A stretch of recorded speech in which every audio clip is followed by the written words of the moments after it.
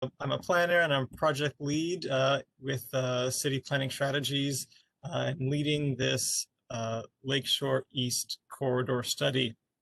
The map we have in front of us right now is it's a high-level depiction of the existing land use in the area, in the Lakeshore East Corridor study area, and this is from the official plan. The area is primarily mixed use. Those are those properties you see in pink. Meaning it can be used for residential in conjunction with commercial or office uses. There are other land use designations in the area. If you see the dark brown, that's high density residential, and the light blue, that's business employment. Another layer of the official plan is our policy or our policies on corridors. So Lakeshore Road is classified as a corridor in our official plan, as well as being classified as a higher order transit corridor. And so we have a network of corridors in Mississauga. We have a grid of corridors, and corridors move people and goods, and they connect neighborhoods and areas of the city. So our corridors are evolving, and they can often accommodate multimodal transportation. So that means transit in addition to private vehicles and cycling lanes and walking, etc. We also have current and existing policies which specify that any development proposed on corridors should be compact, mixed use, transit friendly, and appropriate to the surrounding context. And we also have policies that say that higher densities on corridors are required to have regard for the neighborhood and provide transitions regarding the built form, height, and density into the neighborhood. We also have the Lakeview Local Area Plan. So this is an image from one of the policies from the Lakeview Local Area Plan. But in general, in the Lakeview Local Area Plan, we're looking for a pedestrian-oriented environment, closely spaced buildings fronting onto Lakeshore, minimizing vehicle access points, no parking spaces between the building and the street, and essentially creating a design that enhances a main street. And so the Lakeview Local Area Plan is it's a much more detailed plan in comparison to the official plan. The Lakeview Local Area Plan also has a height schedule. And so most of the area along Lakeshore Road was envisioned to be 2 to 4 stories in height. However, there are some exceptions. The image illustrates additional height permissions. And I'll also note that the area has existing apartment buildings, which include buildings above 4 stories and up to 20 stories. The Lakeview Local Area Plan, as a general, permits heights up to 14 stories in very few specific places. In our official plan, we direct growth to build a desirable urban form. This includes transition policies where new development should be compatible and provide appropriate transition to the existing and planned development. And new development also needs to have regard for the local context and neighborhoods. As well, any new development proposal needs to ensure that there's adequate privacy, sunlight, and sky views, and those things that those are maintained. And we've had a bit of discussion on the Rangeview Estates lands. So the Rangeview Estates lands are the south side of Lakeshore between East Avenue and Hydro Road. This area has different policies than the rest of the Lakeshore corridor. This area requires mid-rise buildings of 5 to 8 stories fronting Lakeshore, with taller buildings behind, as you see illustrated in this drawing. So as Jason mentioned before, we're not looking at changing the height and density policies of Rangeview. However, we can update the urban design guidelines for this area. As an example of something that we're looking at, and an example of something that we could recommend, it would be how to improve this idea of transition that I just mentioned moments ago. So we already have some policies in our official plan and in our Lakeview local area plan about transition and about something called a 45-degree angular plane, which is visible on the right-hand side. But we are looking to refine these policies and potentially incorporate additional policies, such as a step back, which you see on both sides of this building, and incorporate a step back once it's reached a certain number of stories. Now, this image is just an example, so it's not indicative of one particular condition or another. In terms of existing conditions, most of the area is zoned C4. That's the area in pink lining the corridor. C4 is our Main Street commercial zone.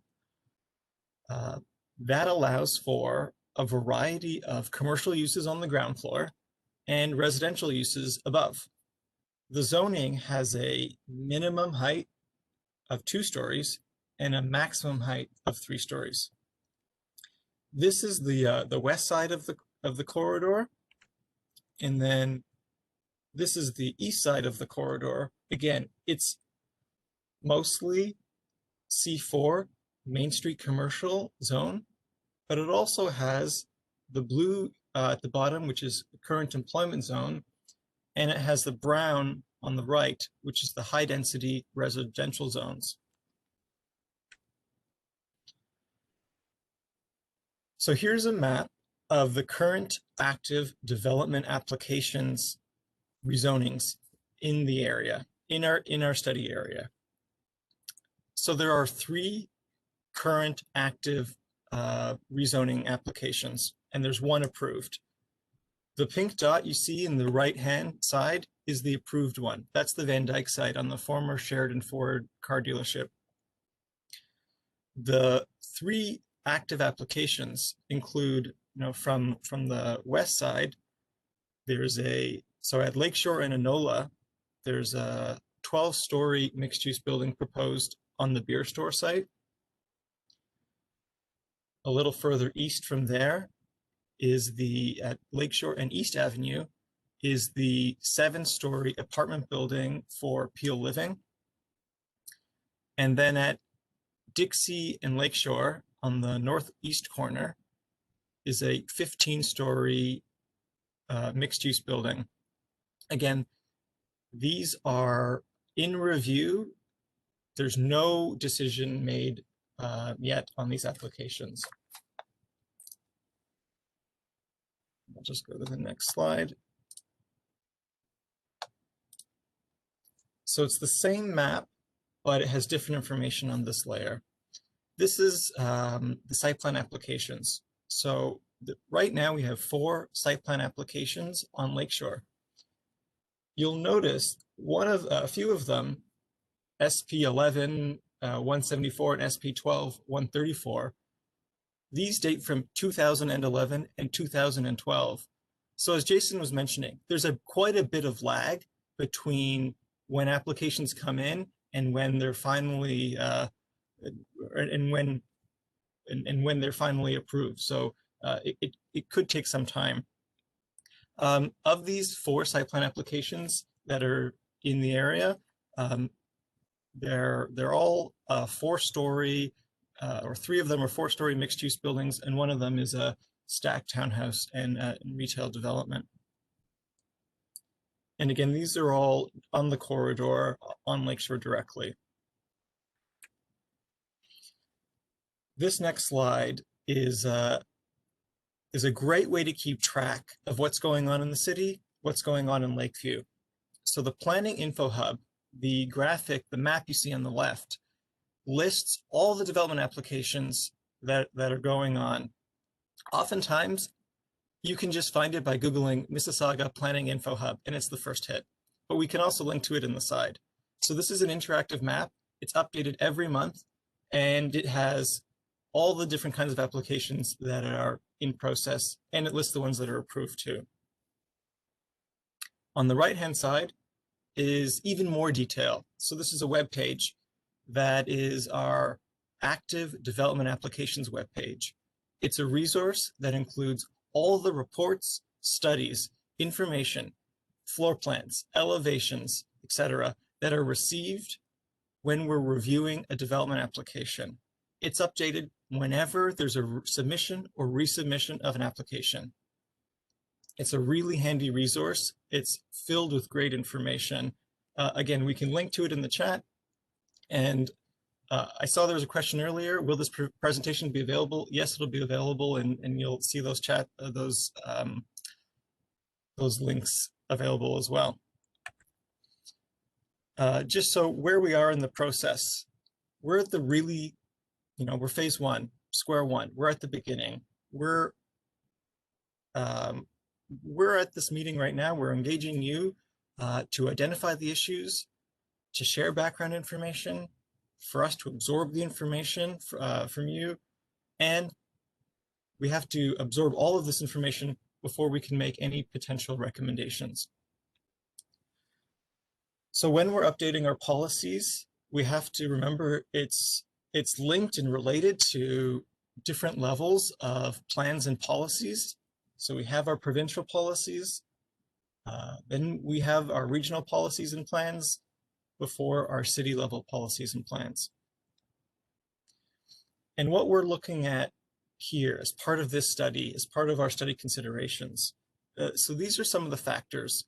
It's not an exhaustive list. These are just some of the things that we thought we'd identify at this time that can influence potential recommendations. So we're looking at current development trends in the area and beyond. We look at proximity to existing and planned transit. So that's regional transit like GO Train, and local transit like Mississauga Transit, but also nearby transit like TTC. We're looking at a regular lotting pattern. So some blocks in the neighborhood, in the area, in the corridor are really large and some are small. We're looking at lot sizes and depths, shallow lots versus deep lots. Some of the lots are as large as former car dealerships, and some are as small as a single detached house. We're looking at road width.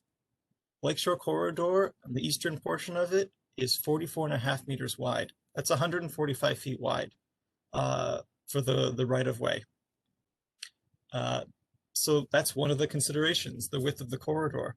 And we're also looking at shadows, overlook, and adjacent uses in the surrounding neighborhood. That's it for me, and I'm going to hand it over to Ruth, and we're going to go into questions.